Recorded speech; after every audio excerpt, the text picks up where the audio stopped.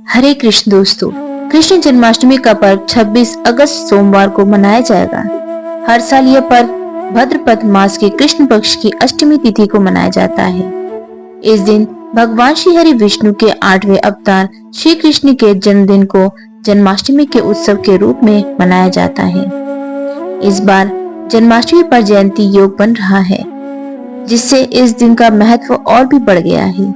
धार्मिक मान्यता के अनुसार जयंती योग में भगवान श्री कृष्ण की विद्युता रूप से पूजा अर्चना और उपवास करने से मनवांछित फल की प्राप्ति होती है और हर कष्ट से मुक्ति मिलती है। इसलिए अगर आप इस बार जन्माष्टमी के व्रत से चूक गए तो आप कई पुण्यों से वंचित रह जाएंगे। जयंती योग में कृष्ण जन्माष्टमी।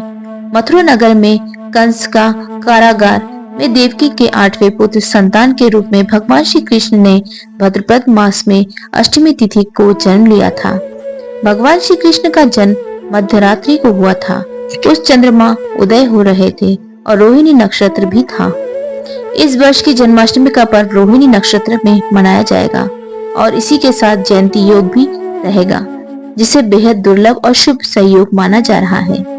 ज्योतिष शास्त्र के अनुसार ऐसे दुर्लभ संयोग कई वर्ष के बाद आता है। इसी वजह से इस साल जन्माष्टमी बेहद खास रहने वाली है। जयंती योग का महत्व। जयंती योग एक विशेष योग है और इस योग को विजय दिलाने वाला योग भी कहा जाता है। भगवान कृष्ण के जन्म के उपलक्ष्य में जयंती नामक योग का वर्णन मिलता है।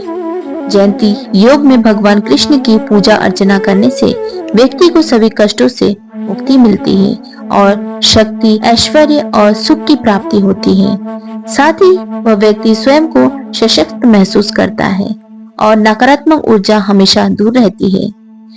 विष्णु रहस्य में एक श्लोक में जयंती योग की पुष्टि होती है। जयंती योग के बनाने के लिए सभी ग्रह नक्षत्रों का सही दिशा में होना जरूरी होगा और कृष्ण जन्म के समय ऐसा ही था। जयंती योग के लिए चंद्रमा का वृषभ राशि और रोहिणी नक्षत्र में होना जरूरी है और कृष्ण जन्माष्टमी का पर्व सोमवार को मनाया जाएगा। तब यह शुभ योग का निर्माण होता है। ऐसा कृष्ण जन्म के समय ही हुआ था और इस बार 2024 में भी वही योग बन रहा है। मुख्य तौर पर देखा जाता है कि जन्माष्टमी का व्रत 2 दिन किया जाता है। पहले दिन स्मृता संप्रदाय के लोग कृष्ण जन्माष्टमी का व्रत रखते हैं और दूसरे दिन वैष्णव संप्रदाय के लोग व्रत रखते हैं। सरल शब्दों में बताया जाए तो स्मृता यानी साधु समाज के लोग और वैष्णव यानी गृहस्थ जीवन के लोग। हालांकि साल 2024 में ऐसी स्थिति नहीं बन रही। साधु संत और गृहस्थ लोग दोनों ही 26 अगस्त 2024 को दिन सोमवार को ही कृष्ण जन्माष्टमी का व्रत करेंगे। जयंती योग में जन्माष्टमी पूजा का शुभ मुहूर्त। कृष्ण जन्माष्टमी की पूजा मध्य रात्रि में की जाती है और इस दिन निश्चित काल में मध्य रात्रि 12:01 से 12:45 तक रहेगा। ऐसे में यह कृष्ण पूजा के लिए उत्तम मुहूर्त है। जन्माष्टमी पर जयंती योग के साथ सर्वार्थ सिद्धि योग, गजकेसरी योग, रोहिणी योग, धन योग, शिष्य रज योग का शुभ संयोग भी बन रहा है। तो दोस्तों, कल कृष्ण जन्माष्टमी का पर्व है। सभी को कृष्ण जन्माष्टमी की हार्दिक शुभकामनाएं। यह जन्माष्टमी कई साल बाद ऐसे शुभ मुहूर्त पे आया है।